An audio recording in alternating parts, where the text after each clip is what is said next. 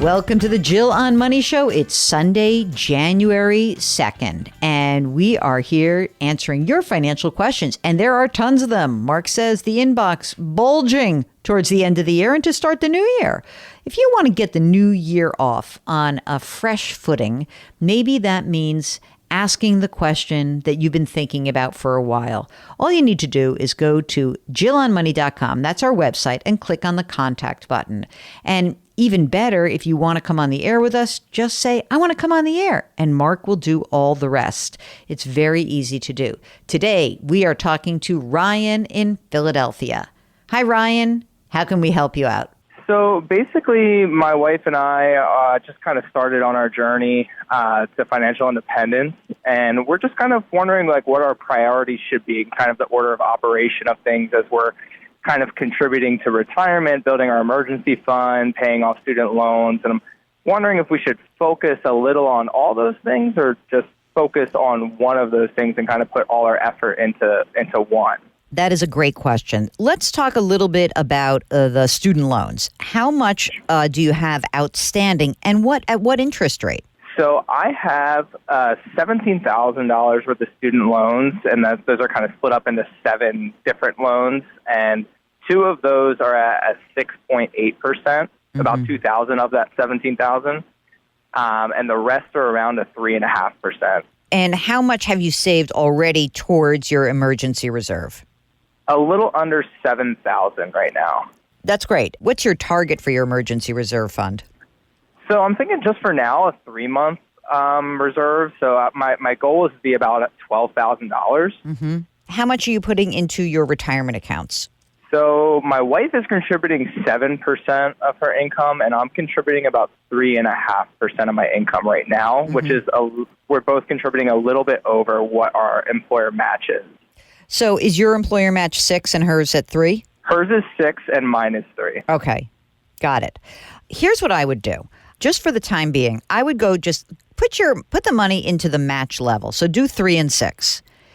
With the extra money, try to pay down that student loan, the 6.8% student loan. Just get rid of that $2,000.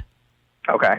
When that's done, then push the extra money towards the emergency reserve so you get to your $12,000 goal. Okay, so hold off on contributing anything towards the emergency reserves until that $2K is paid off? Yep. Okay. Yep. So let's do that. I think that you will probably get there in about 3 months. It does. I mean, what's your cash flow? What do you have to put in there? So we have a combined household income of $140K. Mm-hmm. Right now, I'm contributing $150 every paycheck into the emergency reserves. Yep. And about the same into my student loan. So you're making the minimum on the 3.5% loans, and then that $300 a month should go down the 6.8%. Get rid of that. Okay, so let's get rid of that. 300 towards the 6.8. Yep, that gets first. Then number 2, then the 300 goes, and it'll be a little more. Probably more like 400, because you're going to pull back on your retirement contribution a tiny bit. Mm-hmm. Yep. Then whatever that is, put that in until you get to your $12,000 goal. Okay. Okay. Once you get to that place, then what I would do is whatever your free cash flow is at the time, I would split it between the student loans and the emergency reserve. I really would like you to have 6 months for your emergency reserve rather than 3. Okay. So then essentially you will be kind of keeping your retirement plan going up to the match. All your surplus will go towards paying down the student loans and maxing out the emergency reserve fund.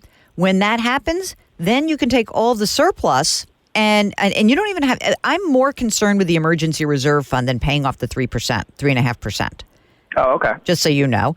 And then when you have that $12,000 goal, then I think that it is fine if, you got to see if you got some raises, if you got a bonus, you would kind of turbocharge this. Are you either of you able to get any bonus money?